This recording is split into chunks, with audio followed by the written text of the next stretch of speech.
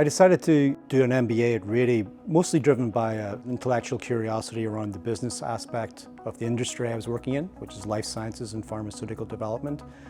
Also, I'd gotten to a stage in my career where I really wanted to be able to apply the science and the drug making and the drug hunting that I was working on, but understand the commercial decisions and the commercial implications behind taking drugs to market. And the MBA at Reneo provided a perfect synthesis of those two concepts: strong entrepreneurial, marrying the Ph.D. in science background I had, and really allowing me the toolkit to make really good business investment decisions. I joined RiverVest Venture Partners in 2006, shortly before I graduated from Reneo. At RiverVest, we develop new medications and medical devices to treat high unmet medical needs. We really focus on innovation, marrying science and smart business decisions to have high impact for patients in the clinic. My role there is all the above. I do due diligence to make our investment decisions, but probably most importantly, and where I spend maybe 90% of my time, is working with the entrepreneurs, building companies, and making sure they're successful in the clinic and those products get to the patients that need them. So I came here to UCSD and briefly postdoced on campus before joining Johnson & Johnson, where I started to apply some of the more theoretical academic aspects of what I'd learned into the weird and wonderful world of drug development. But there was one aspect that I perceived was missing, certainly on my resume and certainly from my skill set, and that was understanding how business decisions were made, how one takes a concept, funds it, and drives it through innovation. When one thinks about doing an MBA, certainly there are the classes. What's really important there is learning the language, the lingo, the jargon associated with business and demystifying that.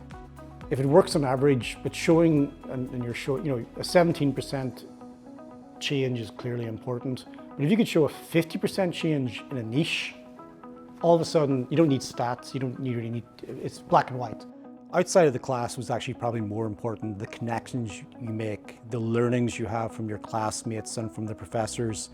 Some of the most productive interactions is what happened over a beer post classes, where we discuss what my classmates were doing day to day in their jobs and how we could problem solve and figure that out. So at Reneo, which is part of UCSD, was this idea of entrepreneurship and innovation. We focused on the ability to take new ideas and commercialize them. And that was, as I say, ingrained in Reneo from day one. And that was the focus. The professors give us the toolkit, both from a mathematical business perspective, from a marketing perspective, and really thinking about how to build your skill set, your brand, and how to operate in a team environment. Science tends to be a fairly lone wolf, kind of a lonely endeavor. You're working on your project. And that's not how drugs get made. Drugs and medical devices and innovative products, there are hundreds and thousands of people involved.